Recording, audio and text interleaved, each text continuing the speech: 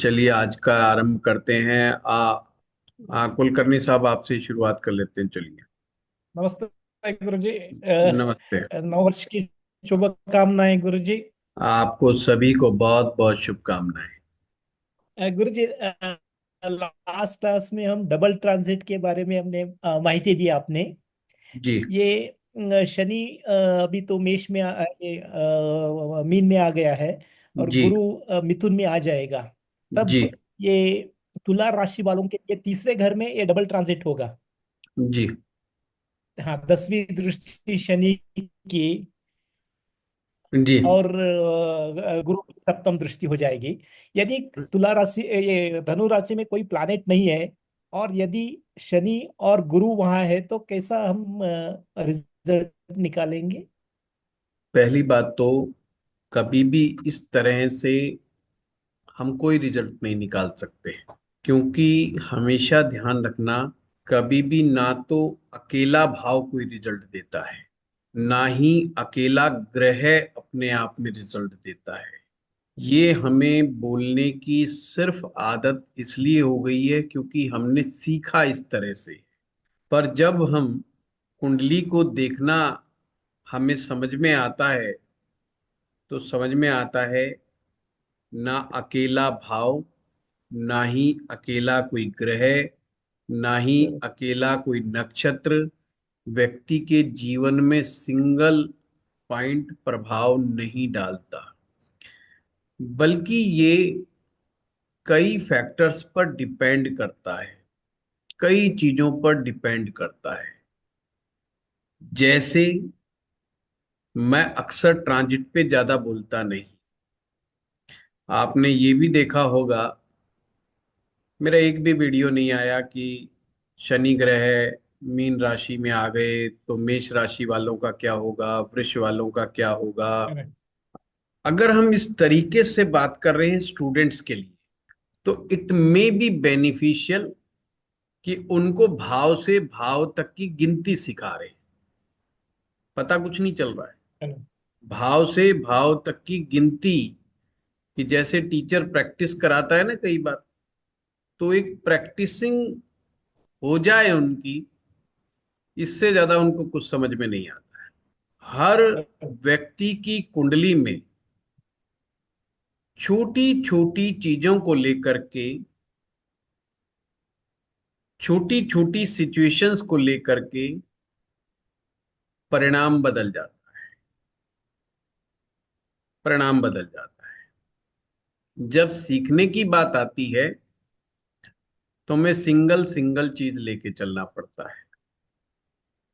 पर जब अगर व्यक्ति को कुंडली का विश्लेषण करना है,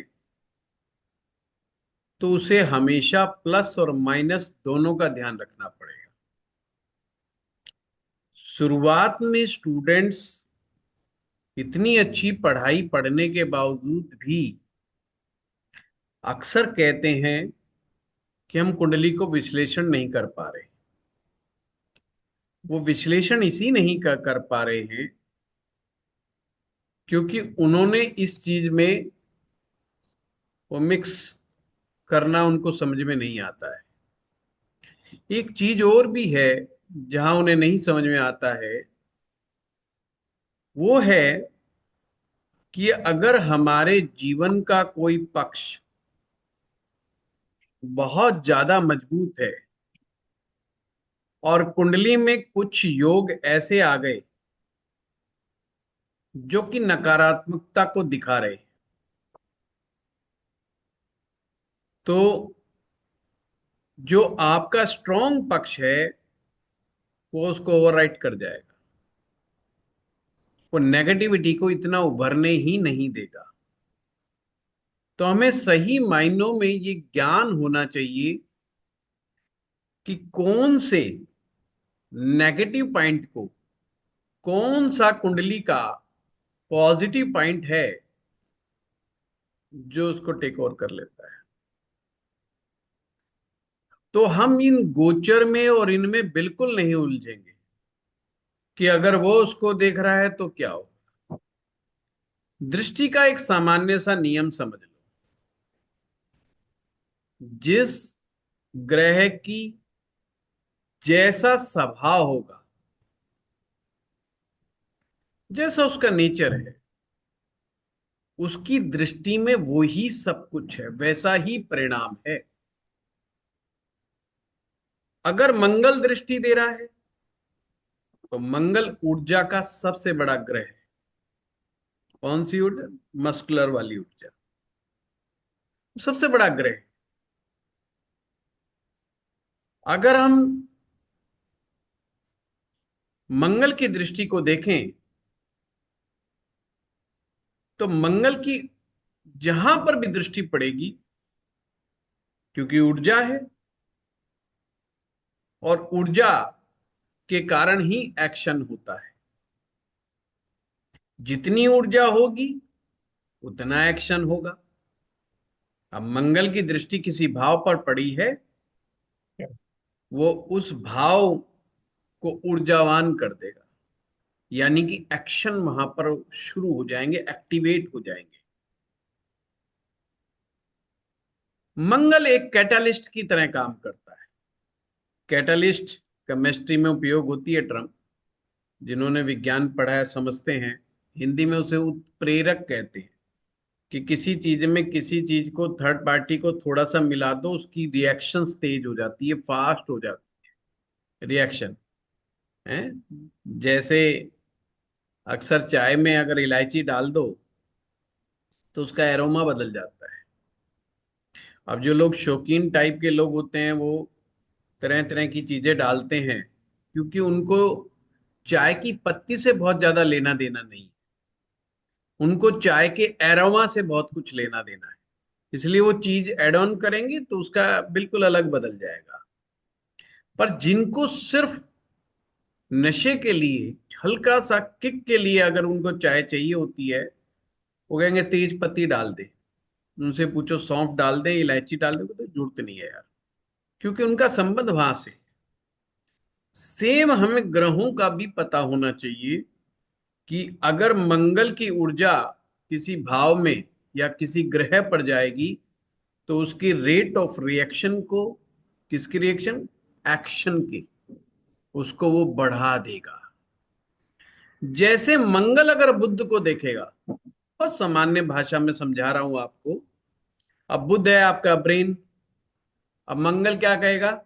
एनर्जी। मंगल कहेगा दिमाग को दौड़ा, दिमाग को भगा। अगर तू दिमाग को नहीं भगाएगा तो पीछे रह जाएगा। अब उस व्यक्ति में क्या समस्या आ जाएगी? ओवर थिंकिंग की।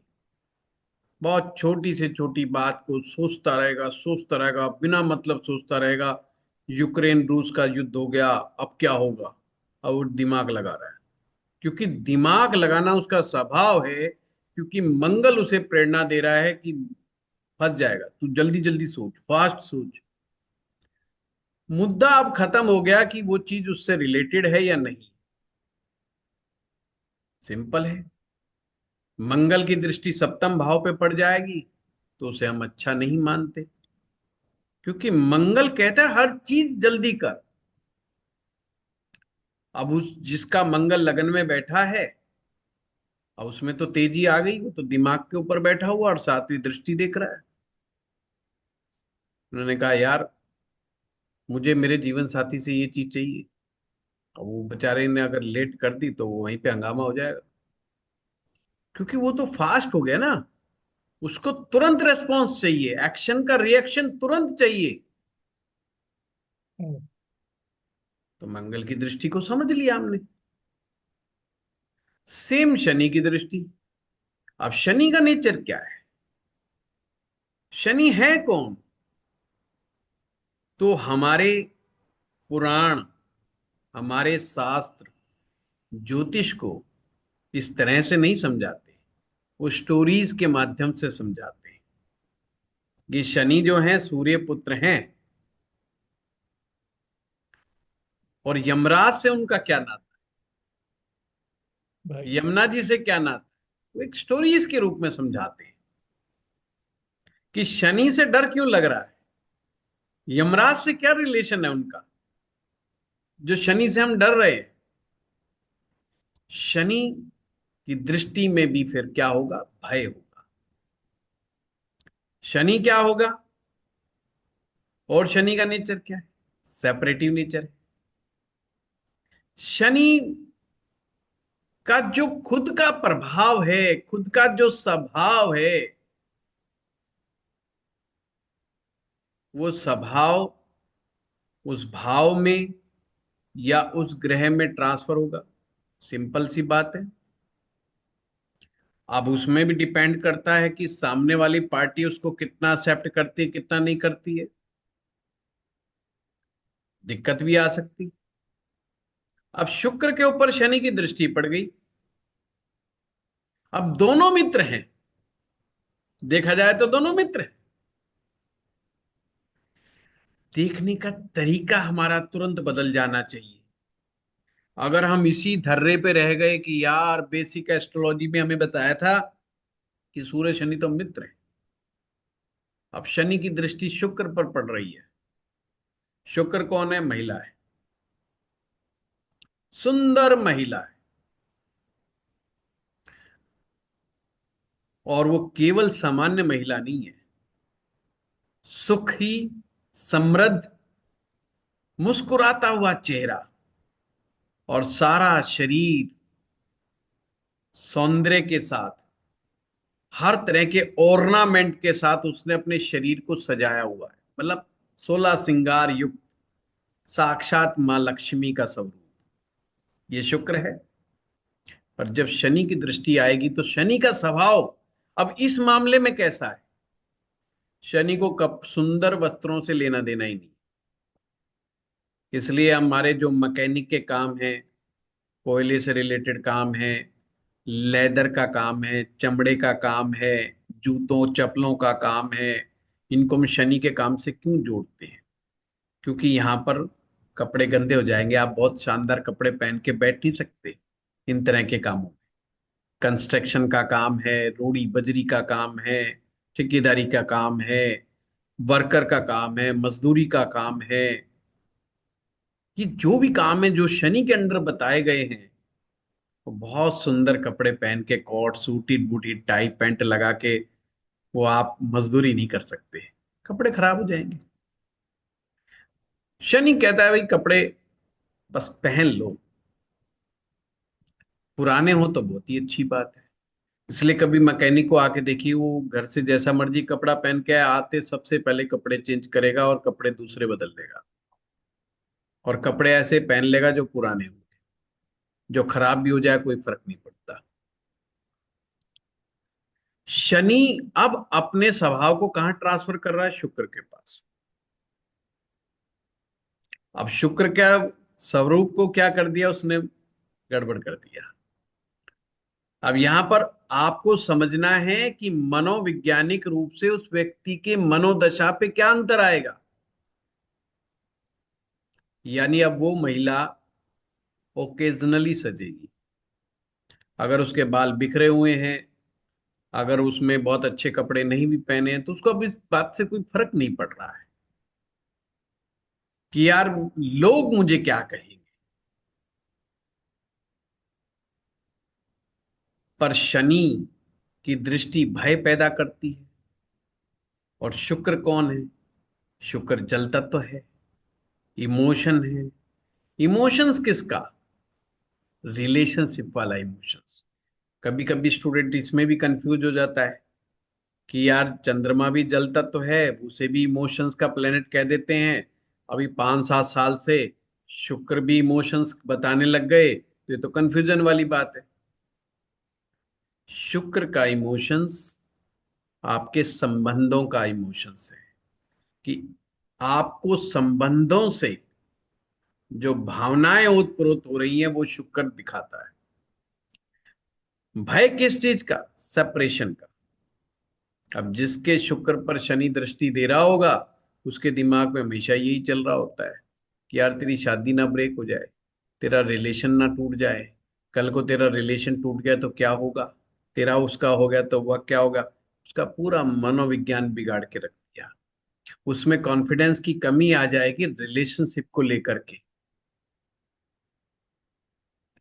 तो हमने दृष्टियों को ऐसे समझा। राहु की दृष्टि उठा ली। राहु की दृष्टि का क्या मतलब? अगर हम तात वैसे देखें तो दृष्टि होती नहीं राहु की, प्रभाव होता है। तो राहु भी अपने से पांचवें स्थान पे प्रभाव रखता है, सातवें पे प्रभाव रखता है, नौवें पे प्रभाव रखता है। पर राहु का प्रभाव क्या होगा? राहु का काम क्या है? राहु का नेचर क्या है? उसको समझो और उसकी चपेट में कौन आ गया उसको मिक्स करके देखो। पूछने की आवश्यकता ही नहीं है। थोड़ा कारीगरी करके देखो यार, राहु की ये प्रभाव आ किस पे रहा है।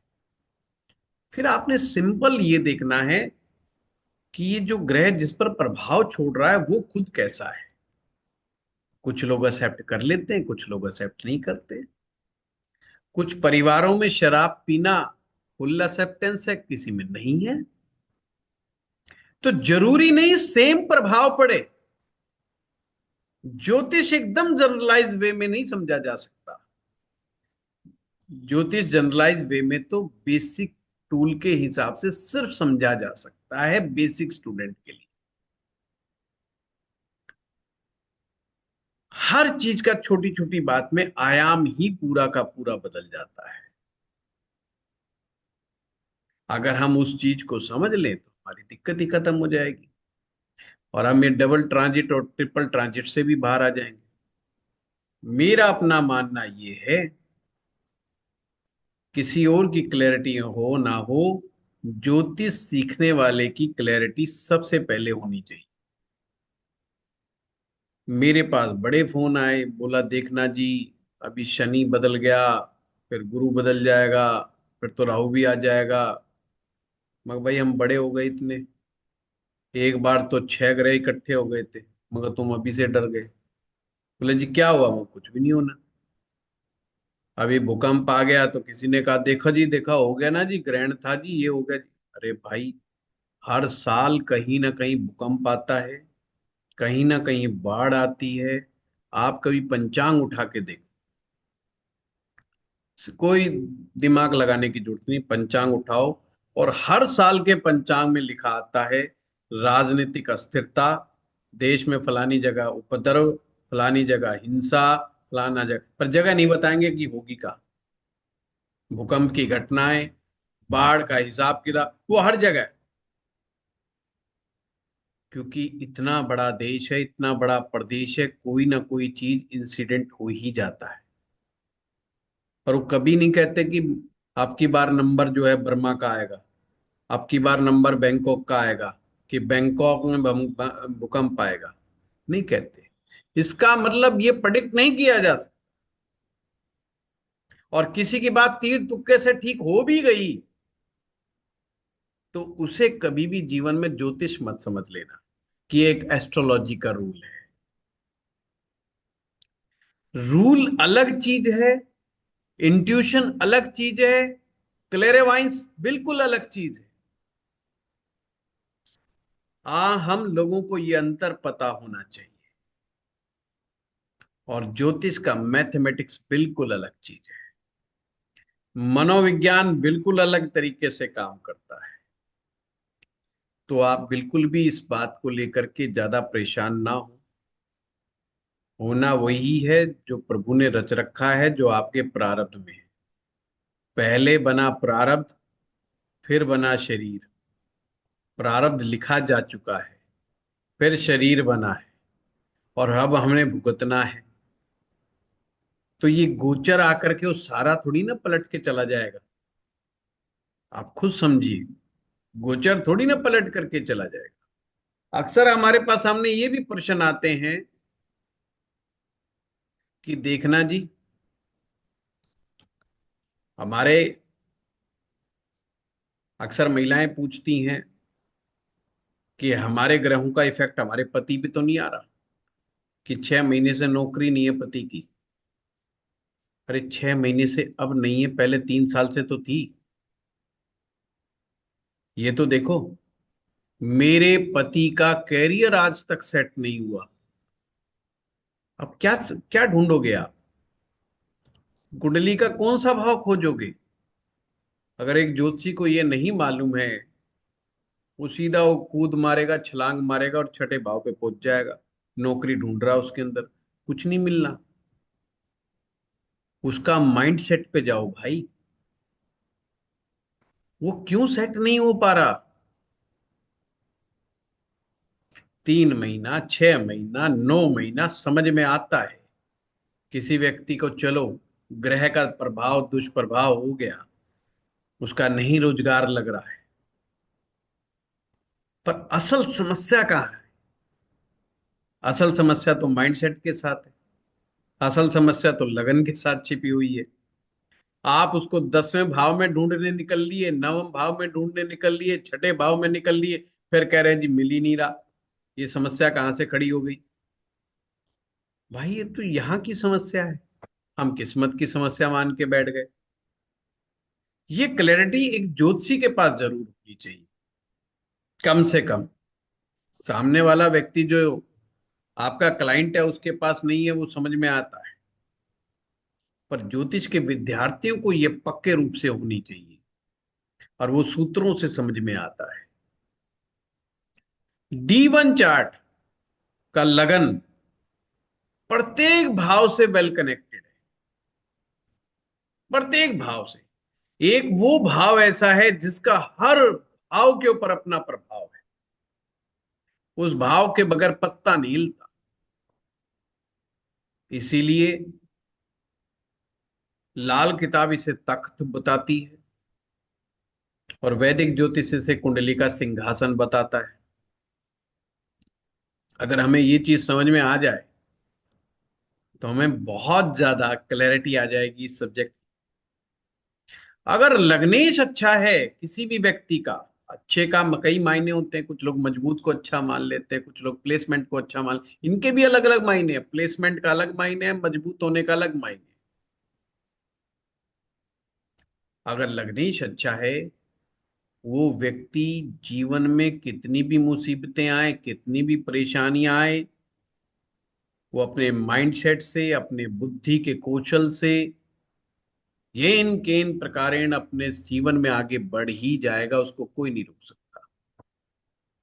और जिसके माइंडसेट में ही प्रॉब्लम आ गई, यानी कि लगन में ही प्रॉब्लम आ गई, वो क्या करेगा? मजेदार ज्योतिष जो है ना, वो सिर्फ सिंपल ज्योतिष जो है, वो बेसिक ज्योतिष है, वहां बड़ा आनंद है। हमको लगता है जो टफ सूत्रों में आनंद है, वहां आनंद ही नहीं है। जितना टफ ज्योतिष है या टफ जो सूत्र हैं, वो पूरे जीवन मेरे 2% काम आते हैं। 98% बेसिक ज्योतिष आता का।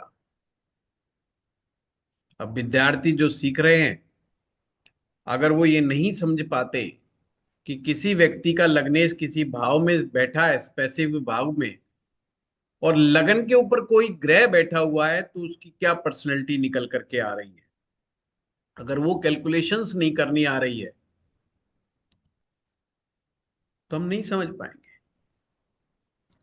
क्योंकि हमें उसके गहरे जो सूत्र हैं, जो बहुत इजी हैं, अगर हम उनको समझ लें तो बड़ी इजीली निकल जाएगा, और हम इन ना, हम डरेंगे नहीं। पिछली क्लास में हमने बताया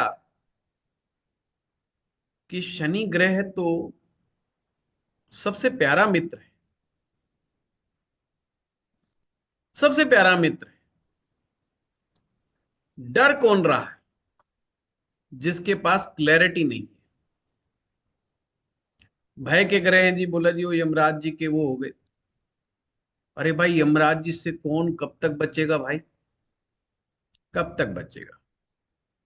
श्वासें तो फिक्स हैं। अब भाग भाग के लोगे तो और कम हो जाएगी।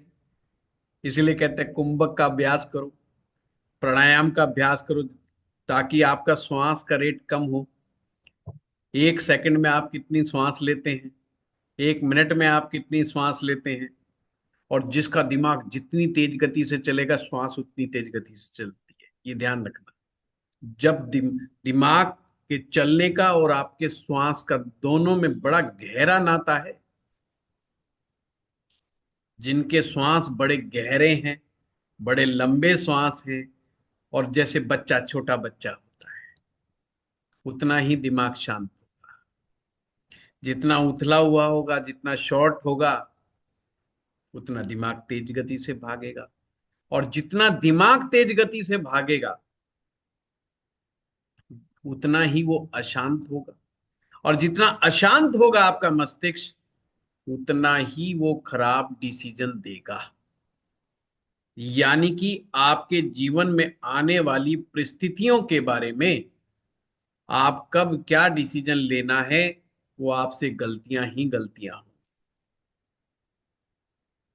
तो गलतियां ही होनी है। और फिर हम रोना शुरू कर देंगे, साहब हमारे साथ ये नहीं हुआ क्योंकि हमारी किस्मत खराब है। हर चीज हम किस्मत पे डाल देते हैं कि किस्मत खराब है। और किस्मत अगर उसी की खराब है जिसका लगन खराब है, जिसका दसम खराब है। अगर हमें यह पता चल जाए कि किस्मत की नींव कहां पर पड़ी हुई है, तो हमें टेंशन ही ना हो।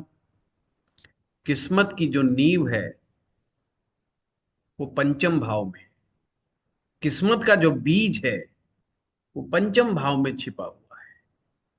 हम नवम के पीछे लठ लेके लग गए। क्यों है ऐसा? कभी इसके बारे में जरूर विचार करे हर आदमी कि बीज वहां क्यों है। क्योंकि पंचम भाव में एक बड़ी प्यारी चीज है। वैसे तो बहुत सारी चीजें ऐसी हैं जो पंचम में बहुत प्यारी हैं, क्योंकि वहां तो छिपा ही प्यार हुआ है। वो तो भाव ही प्यार का है। किस्मत वाला वही है जिसके जीवन में प्यार है। जिसके जीवन में प्यार ही नहीं है, उसकी काहे की किस्मत। करोड़पति अरबपति, करोड़पति अरबपति कभी हिस्ट्री उठा के देखो, जाते जाते लिख जाते हैं कि भाई साहब मामला बड़ा खराब है, बड़ा खराब है, कोई फायदा नहीं है। एक बड़े बिजनेसमैन का झगड़ा चल रहा है रेमंड्स वालों का। उनके पिताजी के अक्सर आती रहती हैं कि क्या हालात हो रही। तो धन में खुशी नहीं छिपी हुई, प्रेम में। जिसके जीवन में प्रेम है वो किस्मत वाला है। पर ये सफलता अगर हम देखें, इस संसारिक सफलता को देखें और उस संसारिक किस्मत को देखें, तो भी पंचम जिम्मेवार है। क्योंकि पंचम भाव आपकी क्रिएटिविटी का भाव है। आप एक्शन तो कर रहे हो, आप काम तो कर रहे हो, पर क्या क्रिएटिव तरीके से कर रहे हो? थोड़ा सा यूनिकनेस के साथ कर रहे हो? कुछ भगवान ने आपको दिया है। और क्रिएटिविटी भैया, उसमें सिर्फ ब्रश अप किया जा सकता है। वो भगवान पीछे से दे के भेजता है। क्रिएटिविटी भगवान की देन है, ईश्वर की देन है। 5 साल का बच्चा बहुत अच्छा गीत गा सकता है। मैं 50 साल की उम्र में भी गीत गाने का प्रयास कितना मर्जी सीखूं, मुझे बहुत टाइम लग जाएगा। पर मैं हो सकता है उस 5 साल के बच्चे का मुकाबला ना कर सकूं। ये क्रिएटिविटी है। और जिस भी इंसान के पास क्रिएटिविटी होती है, किस्मत उसको अपने आप कहीं ना कहीं ले जाती है, और बहुत अच्छी जगह ही ले जाती है। प्रतिभा संपन्न व्यक्ति की के ऊपर किसी ना किसी व्यक्ति की निगाह पड़ ही जाती है, और वो उसको हाथों हाथ उठा के ले जाता है। पंचम भाव कॉमन सेंस का है। अब जिस आदमी में कॉमन सेंस ही नहीं है, वो जीवन में क्या आगे बढ़ेगा?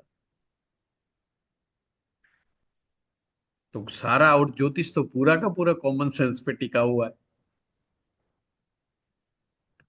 तो कुलकर्णी साहब, कौन धनु बैठे हैं वहां पर, कोई ग्रह बैठा है कि नहीं बैठा है, कोई फर्क नहीं पड़ता। सिंगल सिंगल चीजों को जोड़ो और उसकी गहराई में चले जाओ। आप जो शानदार रिजल्ट्स निकालोगे कि आप खुद हैरान हो जाओगे। आपको दिक्कत ही नहीं आएगी। Correct. जैसे कि हम बहुत बार समझाते हूँ, मेरी क्लास में तो मैं बड़ा क्रिटिसाइज कर देता हूँ कि भाई आप बहुत कॉम्प्लिकेशंस में मत जाएं, सरलता में जाएं। क्योंकि मैं कॉम्प्लिकेशंस में जा जा करके बहुत माथा मार लिया। फिर मैं सोचता हूँ यार, ये मैंने क्लास पढ़ाने के लिए तो कॉम्प्लिकेशंस चीजें पकड़ ली, पर क्या मैं खुद इसका उपयोग करता हूँ? वो 2%। 98% तो जो सिंपल ज्योतिष है उसी का उपयोग होता है। परंतु क्या करें, स्टूडेंट कहते हैं कोई टिपिकल सब्जेक्ट पढ़ा दे तो उतना बड़ा वो ज्योतिषी हो जाता है। चाहे ना ज्योतिषी को समझ में आए ना स्टूडेंट को आए समझ में, बेशक। हमारे स्टूडेंट्स की डिमांड बहुत सालों से ऑनलाइन कर रहे हैं क्योंकि नक्षत्र कराओ। भाई मुझे 20-30 आदमी ध्यान में तो आए नक्षत्र कराने लाए। बेसिक कंप्लीट नहीं है, सिर्फ वही वाली बात है कि चलो जी कुछ इकट्ठा हो जाएगा, हमने कर लिया, मन को समझाने के लिए अच्छा है कि हमने कर लिया। ये वही वाली बात होगी कि जैसे दिल्ली वाले कहते हैं चलो हमने भी कार ले ली, चाहे वो पार्किंग है नहीं है, जगह है नहीं है, गली में रह है कोई हिसाब किताब है नहीं, कार सबने ले ली है। एक छोड़ो दो ले ली है, दूसरे ने तीन ले ली है, और रोज झगड़ा कर रहे हैं, सर फोड़ रहे हैं, वो कोई किसी की गली में छोड़ के भाग रहा है, कोई किसी की गली में छोड़ रहा है, जगह तो है ही नहीं। तो भाई कार का करना क्या था? वो हाल हम ज्योतिषियों का हो जाता है। तो बेटर यही है, बी प्रैक्टिकल, थिंक लॉजिकल। और जो ये सब्जेक्ट डिवाइननेस का सब्जेक्ट है, जितनी डिविनिटी के साथ इसको, जितनी आस्था के साथ हम समझेंगे, उतना मजा आएगा, उसमें आनंद आएगा। ज्योतिष, हंसो, खेलो, एंजॉय करो, और ज्योतिष सीखो। अगर ज्योतिष सीखते समय दुख आ रहा है, आपके पास परेशानी आपके पास आ रही है, आपका दिमाग घूम रहा है, आपको रात को नींद नहीं आ रही है, चीजें समझ में नहीं आ रही है, इसका मतलब ज्योतिष के लिए फिर आप बने नहीं। एंजॉयबल सब्जेक्ट है ये, पता है इतना माथा खराब बना लिया, पर सीधा जाएंगे जी टफ में घुसेंगे, भाई घुस लो, होगा क्या? मैं मानता हूं कि कुछ लोगों के ब्रेन कॉम्प्लिकेटेड ब्रेन है, उनको सरलता समझ में नहीं आती, बट ये सब्जेक्ट सरल है, ये टफ नहीं है। जब से पढ़े लिखे लोग आ गए, जब से बना दिए। हमने ऐसे ऐसे पंडित जी देखे हैं जो स्लेट पे बैठ के लिखा करते, फटाफट बना दिया करते, हाँ भाई बता, अच्छा भाई ठीक है, अच्छा ये पूछा, अच्छा ठीक है भाई। कोई गोचर नहीं, कोई कुछ नहीं, कोई लेना नहीं, कोई देना नहीं, कोई दशा नहीं, कोई। और जो गोचर का उपयोग कर रहा है वो गोचर का ही कर रहा है। देखो कमाल की बात, कुंडली देखी, गोचर का उपयोग करा, उससे बता दिया। उन्होंने नवमांश का जिक्र भी नहीं करना था, उन्होंने दसवांशा का जिक्र भी नहीं करना था। ये सब चीजें रिसर्च के लिए होती है, रिसर्च पॉइंट ऑफ व्यू से, नॉन इवेंट्स को जानने के लिए होती है। लाल किताब में वर्षफल है, मैं जोर जोर के कह रहा हूं भाई साहब ये नॉन इवेंट्स के लिए है। और लोग मान के नहीं दे रहे, कहते अरे वाह ऐसे कैसे, वर्षफल के बगैर कैसे हो जाएगा? क्योंकि वो लोगों के पास पूर्वाग्रह है, जो सुना है वो उसको मान लिया। करके तो देखो कि कहाँ वो उसको आपको रिजल्ट्स में लेकर के आ रहा है, आप सपने को समझ में आ जाएगा। ठीक है, चलिए आगे बढ़ते हैं। चारू राठी जी। Thank you Guru ji. Thank you गुरु जी। हाँ, प्रणाम गुरुजी। प्रणाम। अम, गुरुजी एक मेरे दो छोटे प्रश्न हैं। एक तो गुरुजी जैसे भाव भावेश और कारक की थ्योरी में भावेश डिस्पोजिटर बड़ा इंपॉर्टेंट हो जाता है, बिकॉज वो हाउ मच हमें देता है। हम्म। कई बार चार्ट में क्या होता है कि भावेश अपने से तो अच्छे भाव में बैठा होता है, अपने से 4000 बैठ गया तो पावरफुल हो गया, और त्रिकोण में बैठ गया तो सरलता सहजता आ गई। लेकिन वो कुंडली का 6 8 12 भाव हुआ, तो इसको हम कैसे समझे, क्या ज्यादा बहुत बलवान हुआ फिर? बहुत सिंपल है, बहुत सिंपल है। एक प्रोस्पेक्टिव है कुंडली का हम्म। और एक प्रोस्पेक्टिव है उस भाव का। जब हम कारक उस ग्रह को, एक मिनट के लिए भावेश भूल जाओ, जब हम उस ग्रह को एज ए कारक ट्रीट करेंगे तो हम उसको कुंडली के प्रोस्पेक्टिव से देखेंगे। एग्जाम्पल, मंगल ग्रह अष्टम भाव में चले गए, अष्टम भाव में मंगल ग्रह चले गए। जब हम देखेंगे कि इस आदमी कितना बड़ा बहादुर आदमी है, ये आदमी जमीन जायदाद के मामले में कितना लक फैक्टर इसका काम करेगा, मतलब मंगल एज ए कारक जिन जिन चीजों को रिप्रेजेंट करेगा, हमने उसको कुंडली के प्रोस्पेक्टिव से देखना है। हमने उसको क्या कहेंगे, अष्टम भाव में मंगल है और सपोज करो ऊपर से वो ना कोई उच्च का है ना नीच का है, किसी भी राशि में बैठा हुआ है, हम कहेंगे यार मंगल की स्थिति ठीक नहीं है, मंगल की स्थिति ठीक नहीं है। और अगर वो ही मंगल 11वें भाव का स्वामी हो जाए तो, अब 11वें भाव से गिनना शुरू करो। 11वें भाव का स्वामी जब अष्टम में आएगा तो अपने से 10वां आ जाएगा। हम्म। अपने से 10वें का क्या मतलब हो गया, अब यहां कुंडली का प्रोस्पेक्टिव छोड़ दो, अब हमने भाव का प्रोस्पेक्टिव देखना है। हम्म। भाव का स्वामी कहां चला गया, अपने से 10वां। हम्म। 11वां भाव है इच्छा पूर्ति का। तो आपको सिंपल इतना बोलना है कि भाई जो भी तेरे को इच्छा पूर्ति करनी है उसके लिए तुझे कर्म करना पड़ेगा, फोकट में तेरे को इच्छा पूर्ति नहीं होनी। नहीं होगी। सपोज करो आपको एक कार चाहिए, किसी लड़के को एक कार चाहिए, ऐसा नहीं होगा कि उसका डैडी उसको गिफ्ट दे देगा, ऐसा भी नहीं होगा कि उसका ससुराल वाले उसको गिफ्ट दे देंगे, ऐसा भी नहीं होगा कि कहीं कहीं से उसको कार गिफ्ट में मिलेगी। वो अपनी मेहनत से कार लेगा। हम्म। समझ रहे हो बात, क्योंकि वो 10वें में चला गया।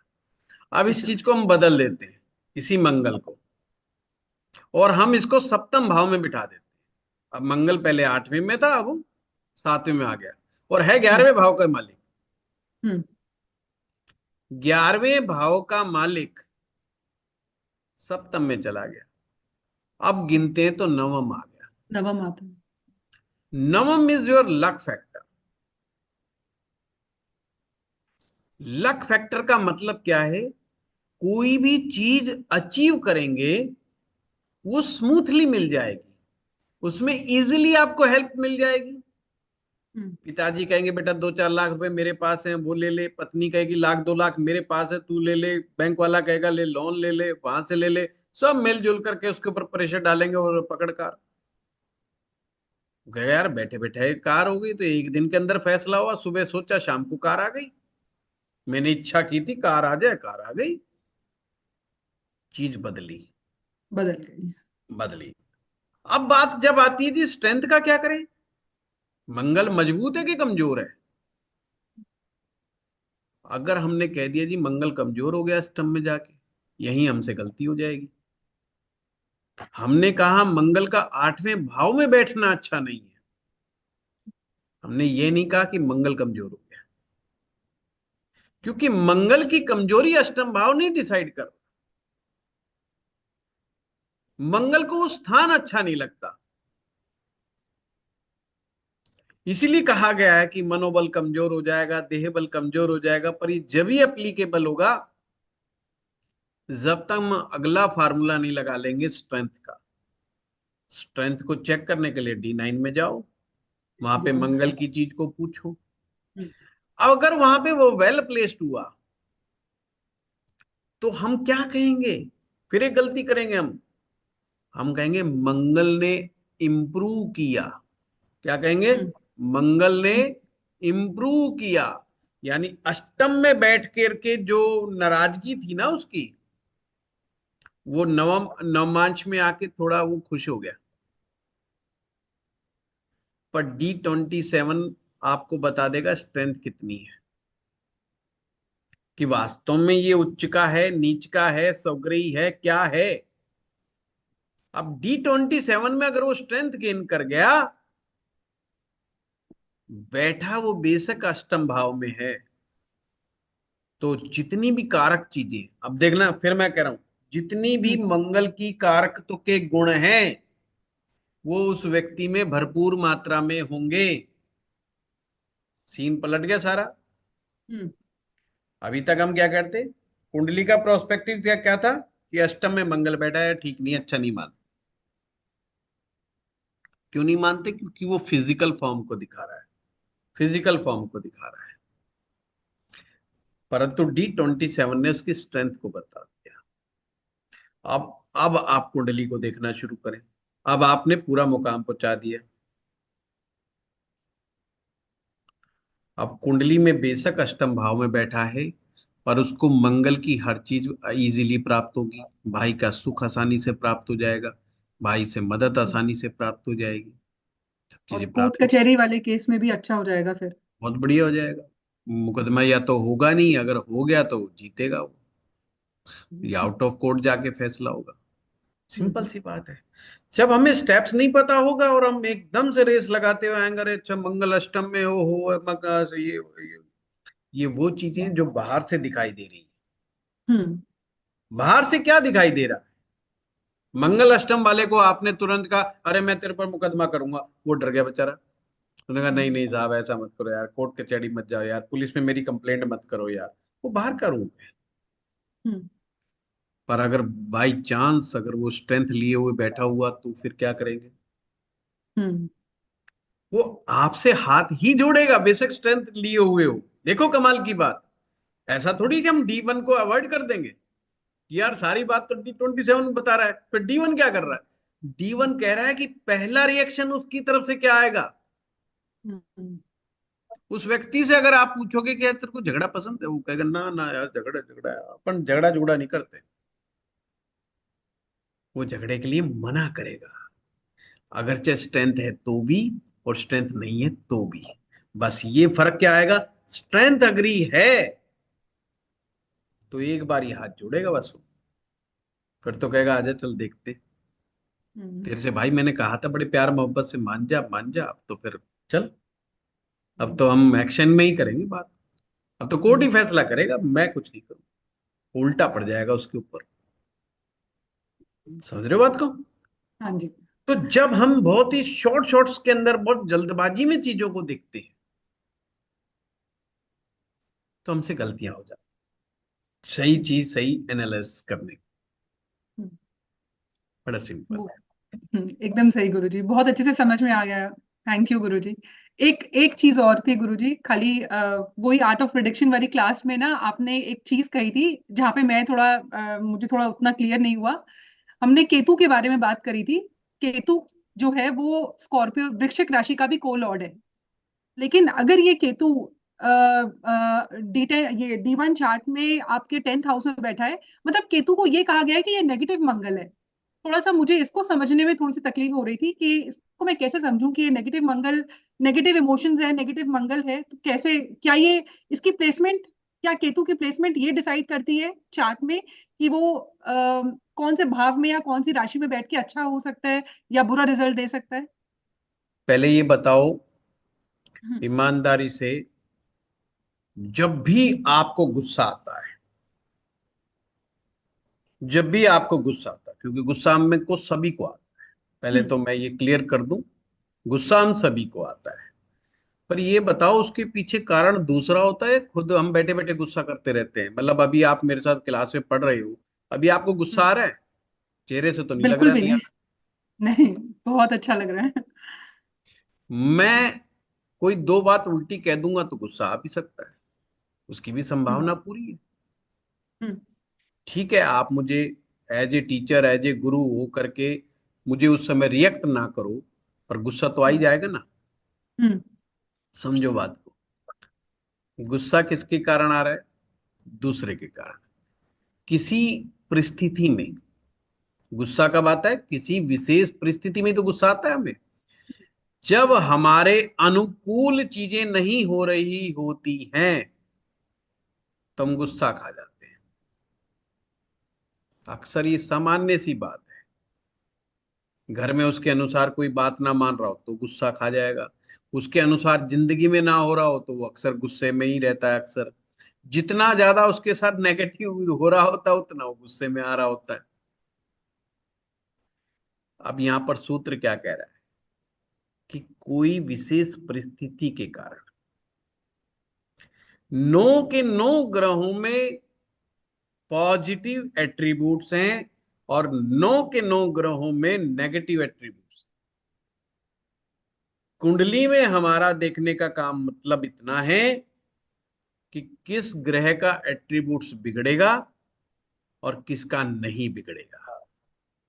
मतलब कौन सा प्लेनेट का एट्रीब्यूट्स नेगेटिव वाला आएगा, किस प्लेनेट से पॉजिटिव वाला आएगा, उसी का तो गुणा भाग देखना है। हमने आज शुरुआत में बात कह दी कि देखो शनि सेपरेटिव नेचर के हैं, शनि भय करता है, पर यही शनि अगर उच्च के हो गए तो हम्म। सीन पलट गया। हम्म। फिर हम कह या रहे ये तो दिग्बल हो गया। राजयोग बन गया, और ये तो राजयोग बन गया, ये तो शश नाम का पंच महापुरुष राजयोग बन गया। ये तो ग्रह तो वही है ना, शनि है हम्म। ना, योग उसी से बना, उसी को तो हम पंच महापुरुष राजयोगों में कह रहे हैं। वो बात अलग है कि टर्म्स एंड कंडीशंस हैं कि वो बना कि नहीं बना, वो एक आगे की बात है। पर मैं एक सामान्य चीज कह रहा हूं कि उससे ही राजयोग बन गया। मंगल से भी पंच महापुरुष राजयोग बन गया। अभी तो हम कह रहे हैं मंगल करावे दंगल। मंगल लड़ाई झगड़े का कारक है, मार पिटाई का कारक है, मुकदमेबाजी का कारक है, युद्ध का कारक है। क्या चीज बदल गई? ग्रह वही है। कुंडली में हमने सिंपल कैलकुलेट करना है कि कौन सा ग्रह किस भाव में, किस राशि में, किस नक्षत्र में। अब ये क्या है? ग्रह की स्थिति है। हम्म। जिस नक्षत्र में बैठा है, जिस राशि में बैठा है, जिस भाव में बैठा है, ये क्या है? उसका एटमॉस्फेयर कहाँ बैठा है। जिस घर में आप रहते हो उसके अड़ोस पड़ोस, मोहल्ला, गली नंबर, शहर का नाम, ये सब डिसाइड, बहुत सी चीजें डिसाइड कर रहा होता है ना आपकी। हम्म। अगर आप छोटे मोहल्ले में रह रहे हैं तो अक्सर गांव में देखा होगा नालियां बीच में से निकल जाती हैं और लोग नालियों के पीछे झगड़ा कर रहे होते हैं।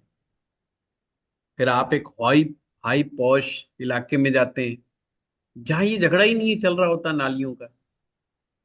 गांव में कि तूने मेरा पानी यहाँ डाल दिया, वो कहता है नाली का पानी यहाँ से गुजरेगा। सरपंच को बुलाते हैं, सरपंच कहता है ना तेरी तरफ से निकलेगा ना इसकी तरफ से, बीचों बीच से निकलेगा। वो बीचों बीच नाली बहती रहती है, सबके पांव गिरते रहते हैं, सब गिरते पड़ते रहते हैं, पर नाली बीच में से जाती है। लोकेशन ने स्थिति को बदल दिया, चीजों को बदल दिया। अब आपने एक और चीज देखनी है, ये स्थिति है, क्या इस स्थिति को बदलने की ताकत कोई और ऐसी एजेंसी तो नहीं है जो इसको बदल के रख रही है? वो होती है किसी ग्रह की दृष्टि। हमने देखा इस ग्रह का एटमॉस्फेयर ठीक नहीं है, ये तो नेगेटिव एट्रीब्यूट दे रहा है। पर साथ में देखा गुरु की दृष्टि आ गई, नेगेटिविटी डाउन। अब वो उतना नहीं देगा जितना हो रहा है, नकारात्मकता को कम कर दिया गया। कम कर देगा गुरु की शुभ दृष्टि। ग्रह का साथ शुभ ग्रह की दृष्टि उस ग्रह के नेगेटिव एट्रीब्यूट्स को कम से कम कर देगी। तो इतनी सी बात, हम्म। चीज बदल गई। अब केतु की बात आ गई। केतु तो बहुत पॉजिटिव है। केतु तो बहुत पॉजिटिव है, उसमें पॉजिटिविटी भरी पड़ी है और उसमें नेगेटिविटी भी भरी पड़ी है, विध्वंस करने की शक्ति, इसीलिए उसको नेगेटिव मार्स कहा। मैं अक्सर कहता हूं ना, आतंकवादी क्या करता है, एक आदमी को गोली मार के नहीं भागता। हाँ। मंगल की आदत क्या है कि जिससे दुश्मनी है, जिससे झगड़ा है, उसी को मारना है, बाकी को नहीं मारेगा। केतु की क्या आदत है, जितने भाई बंद परिवार वाले रिश्तेदार जो भी इसके यार दोस्त है, सबको एक साथ मार दो। अब एक साथ कैसे मारेंगे, बम मारेंगे, बम की घटनाएं, मेजर एक्सीडेंट्स की घटनाएं, कि एक आधा आदमी क्या मारना, पूरी बस ही पलट दो, सीधे 40-50 लोग मरेंगे। पर ये रिजल्ट कब आएंगे, जब केतु नाराज होगा। उसी को सीखना है ज्योतिष में कि केतु कब नाराज होगा। अब वो हम्म, अपने आप से तो हुआ नहीं, कुछ तो ऐसी गड़बड़ हुई है कुंडली में, कोई तो ऐसे ऐसी शक्ति, ऐसी ताकत उसकी कुंडली में बैठी है जो उसके केतु को नाराज करके, नाराज बना के बैठी हुई है। हमारे घरों में शादियां होती है, कौन सा रिश्तेदार सबसे पहले आता है और कौन सा ना आने के बहाने ढूंढता है। सिंपल है, जो हमसे बहुत खुश है वो जल्दी आएगा, टाइम से आएगा, एक बार के बुलाने पर आएगा। जो नाराज है बैठा है वो एट ए टाइम के ऊपर आएगा, आएगा आएगा, नहीं आएगा लेट आएगा, जब फंक्शन खत्म होने वाला होगा जब आएगा, अपनी खाना कुर्ती करेगा, ज्यादा बात नहीं करेगा, भग जाएगा। कुछ ज्यादा नाराज हो गया वो आएगा ही नहीं, बुलाए जाओ आपसे 10 बार फोन कर लो, आएगा ही नहीं, वो आपसे नाराज है। सिंपल लाइन में, ग्रह आपकी कुंडली में कौन सा नाराज है और कौन सा खुश है। जो खुश है वो अपने टाइम के अनुसार प्रॉपर रिजल्ट जीवन में देगा ही देगा, एक भी उपाय करो चाहे मत करो। जो नाराज है वो भैया परेशान करेगा ही करेगा, और उसी को शांत करने का सारे उपायों की वो करना होता है। कई बार लोग कहते हैं जब कंसल्टेशन लेते हैं कि जी फलाना ग्रह इतनी जगह वहां पे बैठा है, इसका भी उपाय बता दो, उसका भी बता दो, उसका भी बता दो। मैं कहा कमाल की बात है, तो वो वाली बात होगी कि अब खाना खा लिया हमने भंडारे में से, अब लेके और चल दो घर पे से, घर वालों को भी खिला देंगे। भाई साहब, जो नाराजगी नहीं है, आप कहीं को चक्कर में पड़ रहे हो। उसी को अपने कर्म के द्वारा सुधारना है,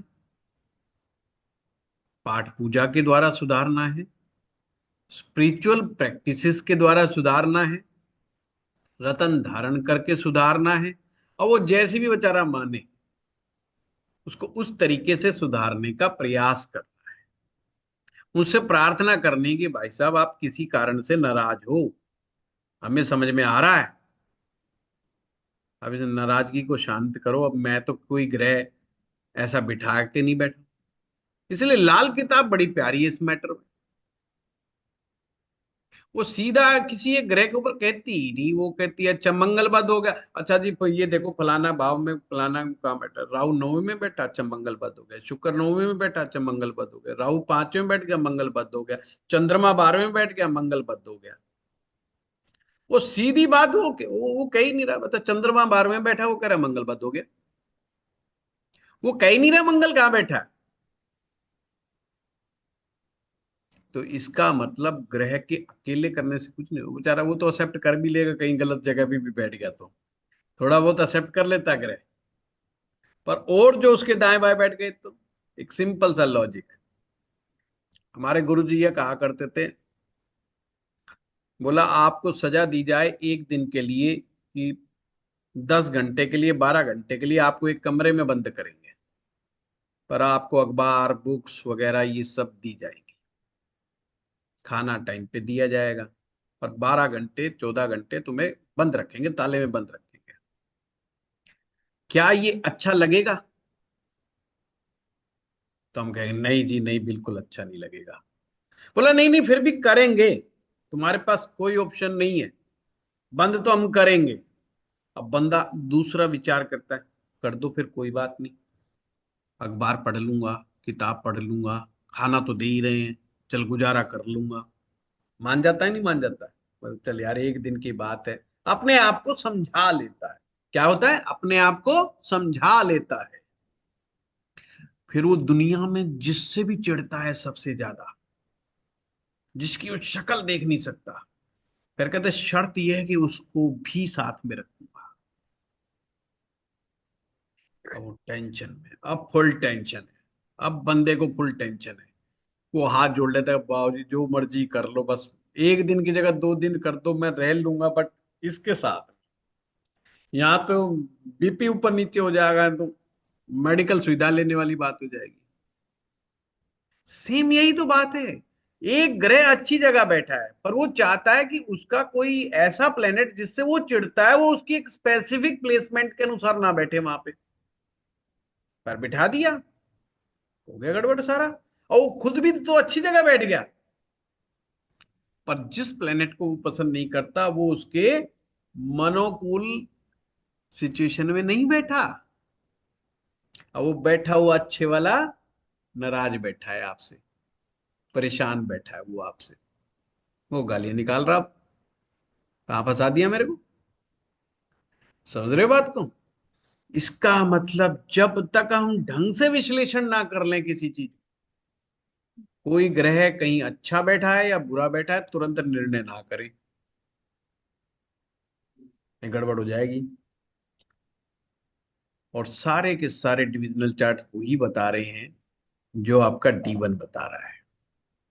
बट D1 को हमें गहराई से देखना आ जाए, वो उससे अलग नहीं बता सकता, हम्म। सेम चीज बताता है। तो इसलिए अक्सर मैं कहता हूं, हमारा ज्योतिष का जो बेसिक ज्योतिष है उसकी नींव मजबूत होनी चाहिए। हम्म। लोगों को लगता है बेसिक तो आता है, फिर क्या सीखेंगे? अरे 12 राशियां आती हैं, 12 भाव आते हैं, हमें तो सब पता है, कौन सा भाव का स्वामी कहाँ बैठा है वो भी पता है हमें तो, योग हमें पता है, हमें तो ये भी पता है, हमें तो वो भी पता है।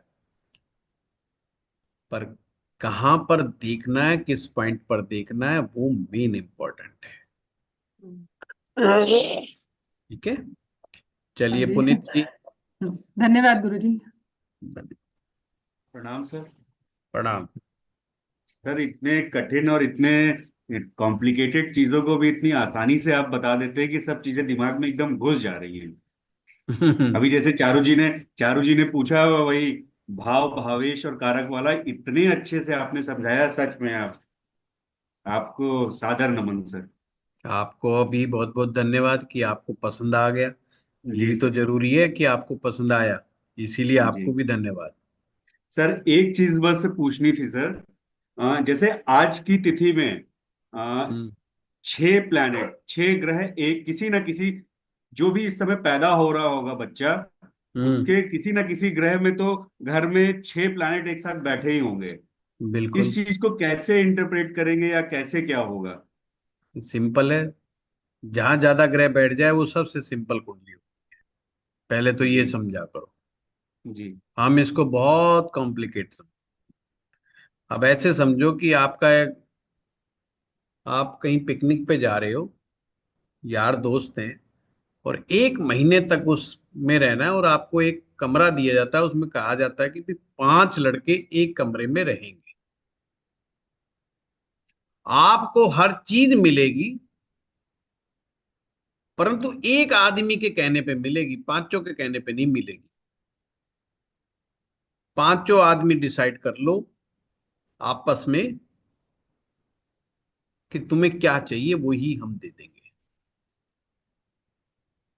अब बताओ, एक आदमी उसमें इडली डोसा खाने वाला है, एक आलू के परोंठे खाने वाला है, एक को भात चावल चाहिए, एक को बाजरे की खिचड़ी खाने वाला है, मतलब सब अलग अलग नेचर के हैं। पर सबसे ज्यादा कौन सा खाना बनेगा? कौन सा या तो बनेगा जिसकी बताओ? या तो जो बलवान होगा या जिसकी दशा होगी गुरुजी। दशा नहीं, दशा की क्या है। तो जो भी ज्यादा बलशाली होगा। Yes, who is the boss, always remember. जब भी ज्यादा कराया जाए ये देखना है हु इज द बॉस, इस कमरे का बॉस कौन है। अब एक पंजाबी टाइप आदमी आ गया, वो आलू के परोंठे रोज खाता है, कभी मूली के खाता है, कभी पर परांठा उसके लिए मनपसंद चीज है उसका, और उसका बलवान है, स्ट्रांग है। वो कहेगा बाबू जी आज तो दाल भात बना लो, मारूंगा तेरे दो मुक्के खींच के, अब फिर से बनेगा परोंठा। बोला हो गया डिसीजन, आज फिर बनेगा परोंठा। हो गया, परोंठा बनेगा। तो यानी कि सूत्र क्या निकला, सूत्र ये निकला कि हमें ये ढूंढना है कि इसमें से स्ट्रांग कौन है, हु इज द स्ट्रांग। जो स्ट्रांग है वो भाव प्लस, उस भाव में बाकी के जो चार ग्रह बैठे हैं वो सब के सब उसके अनुसार काम करेंगे, जैसा वो कहेगा उसके अनुसार काम करेंगे। तो हो गया, निश्चित हो गया। ऐसा नहीं है कि साहब जो मन करे उंगली करके कह देगा साहब ये आज ऐसा होना चाहिए वैसा होना चाहिए, ना ना, ये तो ये बड़ा कॉम्प्लिकेटेड हो जाएगा, ये तो होगा ही नहीं। जो बॉस है उसकी स्ट्रेंथ चेक कर लो, अगर स्ट्रेंथ अच्छी आ रही है तो निश्चित रूप से उस भाव में वो ग्रह अपना असर दिखाएगा। अब मंगल छठे भाव में बैठ गया, उच्च का होके बैठ गया, वहां पर बुध भी बिठा दिया आपने, वहां आपने शुक्र भी बिठा दिया आपने, वहां आपने गुरु भी बिठा दिया, चार ग्रह हो गए। अब बताओ कौन पावरफुल होगा। अगर हमें इनकी स्ट्रेंथ निकालना नहीं आता तो हम आंख बंद करके कह देंगे मंगल उच्च का है जी, मंगल ताकतवर होगा। भाई साहब बिल्कुल गारंटी नहीं है, बिल्कुल भी गारंटी नहीं है, क्योंकि आपको स्ट्रेंथ निकालनी नहीं आई, सूत्र ही गलत पकड़ जाएगा, गलती खा जाओगे। आपने देखना है ग्रह युद्ध को। ग्रह युद्ध में सूर्य और चंद्रमा पार्टिसिपेट नहीं करते, राहु और केतु पार्टिसिपेट नहीं करते, चार ग्रहों को निकाल दो अलग, बचे पांच ग्रह। अब इसमें नियम याद रख लो, जो ग्रह इन चारों में से सबसे कम डिग्री का होगा, सबसे ज्यादा नहीं, सबसे कम डिग्री का होगा, वो जीता हुआ ग्रह होगा। अब मान लो वहां पर बुध जीत गया, मंगल की डिग्री ज्यादा निकल गई, बाकियों की डिग्री ज्यादा निकल गई, और बुध कम डिग्री का, 3 डिग्री का, 4 डिग्री का, 5 डिग्री, कुछ भी लगा लो आप। तो उस व्यक्ति के अंदर का जो एट्रीब्यूट्स आएंगे, जो तो भैया बुध वाले ज्यादा आएंगे। वो बिल्कुल लड़ाई झगड़ा नहीं करेगा। आप ये मत सोचो कि मंगल उच्च का बैठा हुआ है छठे भाव में, साहब ये तो मुकदमेबाजी में का चैंपियन आदमी है, वो नहीं लड़के राजी, क्योंकि वहां तो बुध है। बुध कहेगा भाई साहब कोई झगड़ा नहीं चाहिए, क्योंकि वकील को पैसा देना पड़ेगा। बुध कौन है, मुनीम जी, वो एक एक चीज का हिसाब लगा रहा है, वो सारी चीज महसूस कर लेगा। वो कहेगा फाइनेंशियल चोट मुझे बिल्कुल ठीक पसंद नहीं, है ना। अगर आप मुनीम जी टाइप बुद्ध प्रधान लोग कौन होते हैं, उनको आप मारो पीटो मत, कुछ मत करो, उसके बाद फाइनेंस का जुर्माना काट लो, भाई साहब वो तो जिंदगी में गलती नहीं करेंगे दोबारा। एक आदमी हेलमेट पहनता नहीं है, अगर वो बुद्ध प्रधान है, उसका जिंदगी में एक बार भी चालान कट गया, उसके सर पे मतलब सोते समय भी हेलमेट मिलेगा। मतलब वो जहां बाइक पे हाथ जब लगाएगा, जब हेलमेट सर पे होगा, क्योंकि एक बार उसका 500 रुपए का चालान कट गया। डेट से प्योर मर्केरियन। अब मंगल वाला आ जाए, देखेंगे यार कौन है, इधर से निकाल लेंगे उधर से निकाल लेंगे। राहु वाला आदमी पुलिस वाले को बेवकूफ बनाते हैं, चिंता ना कर, कह रोना पीटना शुरू कर देंगे जैसे पुलिस वाला पकड़ेगा, जी अस्पताल जा रहा हूँ, मेरी माँ अस्पताल में जमा है, और जी मैं ये हो गया वो, रोना पीटना, मैं पर पैसे नहीं दूंगा। पुलिस वाला कहे जाए यार तुम निकल। जाना भी विदाउट हेलमेट है, उसको सामने वाले को बेवकूफ बनाना है, ड्रामा रचना है, बहरूपियापना करना है। डेट्स राहु। सूर्य वाला सीधा जाएगा, हाँ जी बाबूजी गलती हो गई, मैं ये सही बात है, आप चालान काटो। बंदा कह भी देना तू चला जाना, नहीं नहीं नहीं चालान तो काटो सर, ये मेरी गलती थी, इट्स माय मिस्टेक। सूर्य सिद्धांतवादी है। और मंगल वाला क्या करेगा, या तो धक्का मुक्की करेगा या मेरा चाचा विधायक है, लगा देगा फोन। उसको तो धमकाना है ना, दबाना है कि गलती भी करूंगा पर तू नहीं है रोक सकता मुझे, जा कर ले जो करना है तूने। बस सिंपल सी बात है। बस जो बच्चा होगा उतने आसान हो जाएगा। अब हर चीज उसके बारे में समझनी है कि उसका नवमेश अगर छठे में बैठा है, नवमेश भी बैठेगा, दसवेश भी बैठेगा, इतने क्यों इकट्ठे होंगे। तो हु इज द बॉस, उस भाव में बॉस कौन है। और जो ग्रह बॉस बना है वो जिन भावों का स्वामी है वो भाव अपने आप एक्टिव। और जो नहीं बॉस है वो उस ग्रह के कारण उस ग्रह के साथ सामंजस्य मिला करके काम करेंगे। आप सपोज करो बॉस निकल आया उसका फ्रेंड नवमेश, मान लो वहां पे बैठा हुआ है,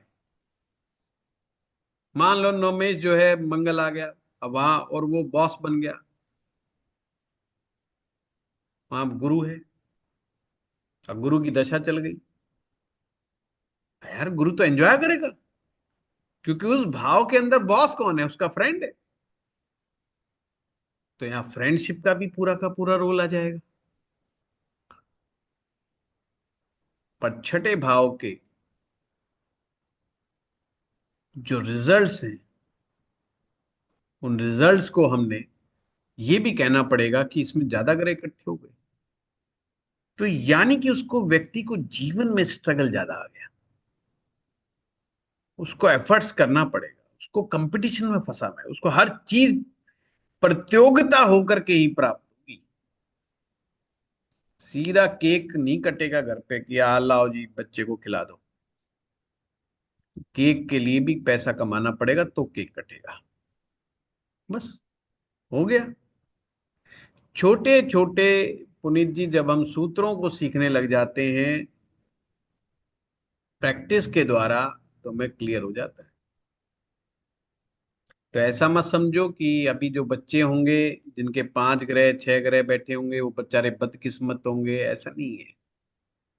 आजकल कहाँ बदकिस्मत हो रहे हैं, मैं मौज में ले रहे हैं, पर सब सब मिल रहा है। एक आध बच्चा बड़ी मुश्किल से होता है, भाई बहनों का चक्कर नहीं है, है। नहीं तो पहले 3 4 भाई पहले से होते थे, जैसे होता था कि मतलब माँ बाप का एक और हो गया, बड़ा भाई मुंह लटका के घूमता था कि जला एक और जमीन भी बंटवाने के लिए आ गया।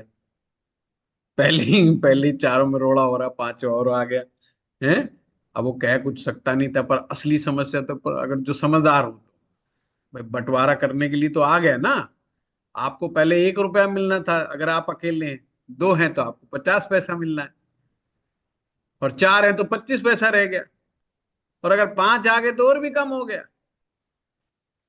तो यार टेंशन में, आज तो आई एक रहा है, 2 आ रहा है बड़े मुश्किल से, तो 1 रुपया है माँ बाप के वक्त। तो माँ बाप हो गए मजदूर, वो पागलों की तरह लग रहे हैं, अपनी सेहत को बिगाड़ रहे हैं, सब कुछ कर रहे हैं, और एक को देके जाएंगे। अब उसके एक के हाथ में तुरप का इक्का है, वो माँ बाप को संभाले ना संभाले उसकी फुल अथॉरिटी है। माँ बाप कुछ नहीं कर सकते, माँ बाप के हाथ में कुछ है ही नहीं। नहीं, पहले क्या होता था, माँ बाप कहते थे साला जो मेरी सेवा करेगा उसी को दूंगा, भाग जाओ यहाँ से।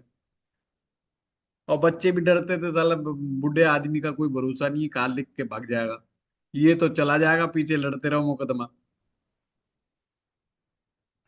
तो आजकल तो वैसी किस्मत वाले हो रहे हैं, शारीरिक रूप से बंदा ठीक आ जाए, बाकी तो किस्मत वाले हैं ये सब जो हो रहे हैं। अब 4 ग्रह के साथ आ जाओ कि 5 ग्रह के साथ आ जाओ, हैं। चलो, अजर, गुरु जी प्रणाम। प्रणाम। गुरु जी मैं कह रहा था, अगर कोई ग्रह ग्रह नीच का है और वो अस्त भी है साथ में, तो उसका क्या वो देखेंगे रिजल्ट? आप तो वही बात कह रहे हो, बोले जी पिटा, पहले तो लोगों ने उसको पीटा फिर ठाके खड्डे में गिर गए, अब उसका क्या हाल। वो पिट ही गया तो उसका क्या हाल बताओ, है? और वो गुरु जी वो भी है, सप्तमेश भी वो है।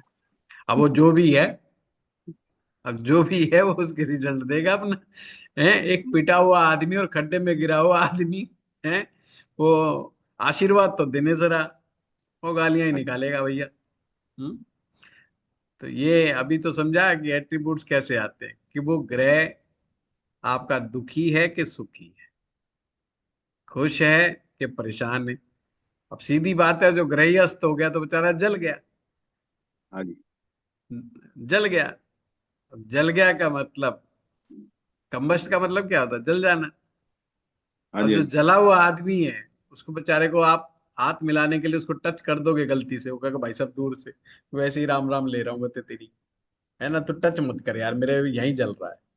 जहां से जल रहा है वहां अगर टच कर सकते हो क्या? नहीं कर सकते, उसको और पीड़ा होगी। पिटा हुआ आदमी को आप क्या, तो रिजल्ट कैसे देगा? उसके मन में, पिटे हुए आदमी के मन में क्रोध होता है, रिवेंज होता है, बदला लेने की भावनाएं होती है। तो एट्रीब्यूट्स क्या आ रहे हैं?